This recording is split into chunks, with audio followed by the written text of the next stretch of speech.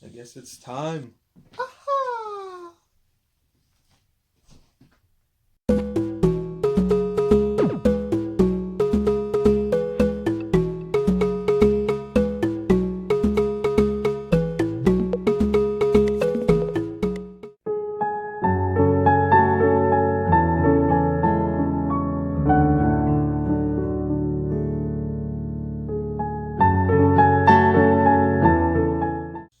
Heavy smoke was filling the air as more explosions and loud noises smothered the group. They stood outside the ship and watched as all the ships before them were now burning to an uncontrollable degree. The heat was getting too much as Lejeune looked in the sky for any glimpse of what was happening. Was it coming from the sky, or did those monsters send troops to finish the rest of them who made it down safely? Fran and Rock surveyed the area for a clear opening, while playing bodyguard to Lejeune and Raya. Raya kept her face planted in Lejeune's chest while holding on tightly. Lejeune could feel her racing heartbeat. "We can't just sit here. Are there any openings, Rocks?" Lejeune asked eagerly. "There's too much damage and we can't get too close to those ships. We don't want to get fried or anything falling on us," Rocks answered back. "Let's make a break for it this way," Fran pointed out. She pointed northeast of the yard where it looked the same about everywhere, smoke and fire. Without waiting any longer, they all covered their noses and mouths with a shirt and started running, following Fran.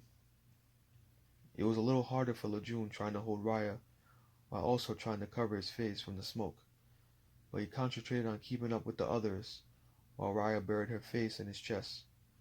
Debris, smoke, pieces of hot metal on the ground. Fran was busting through everything, leading the charge. She kept surveying the area as she ran, but smoke made it hard for her to see. Where did everyone run off to? Are they hiding, or did they make it far enough to the rescuers' vehicles and ships to leave this place, she thought as she ran. Rock's backpack was starting to get heavy now. In it was mostly food and snacks for everyone, and his prized cologne bottle. He didn't always make the best decisions for the group, but in dire need he came up big for them from time to time, and in this instance he watched to the west as they were running. It felt like the right place to go. There seemed to be more wreckage and fire and more things that seemed clearly that some people were running through. He made a quick decision and yelled, "Stop!" Fran heard enough to turn around to spot Rox and Lejeune stopped in their tracks. She turned back and started running to him. "What are you doing? We're gonna get cooked out here alive," she yelled while she was covering her face. Rox pointed to west where he was looking at and pushed her forward. She gave him a "you better be right" face and started running. Lejeune needed the little rest that they had and started running behind Fran. Rox followed. The smoke didn't let up as the heat from the ships were almost becoming unbearable as they ran. Fran continued to survey the area and found something she was extremely grateful for. Footprints. People's footprints. As soon as she could point out to the ground to the footprints to the others, a heavy piece of metal went flying up in the air. They all looked as it shot up in the air and started making a descent down towards them. This narrow pathway that they had been running was hot, but cool enough for them to keep going. A few more feet to the right or left, the heat was more intense, and who knows what was behind all that smoke. As they watched the object come down, Lejeune and Rock started running backwards. Fran attempted to also, but the object appeared too big for her to dodge it in time. She ran back as far as she could, but then braced for impact. Lejeune, Ryan, and Rox were a good 20 feet away from her now, taking cover.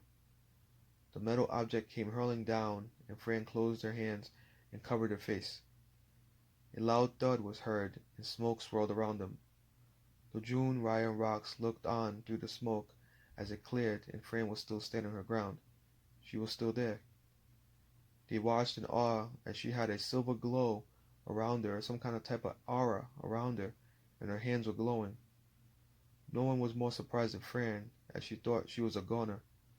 She lowered her arms and looked herself over and saw the silver aura around her. She was completely in shock. She looked at her glowing fists and opened them. The glow vanished as her hands returned back to its original color revealing the ring that she had put on before she ran out. She looked at the ring, then at the others, still in shock. The ring had saved her life and protected the others. She was grateful.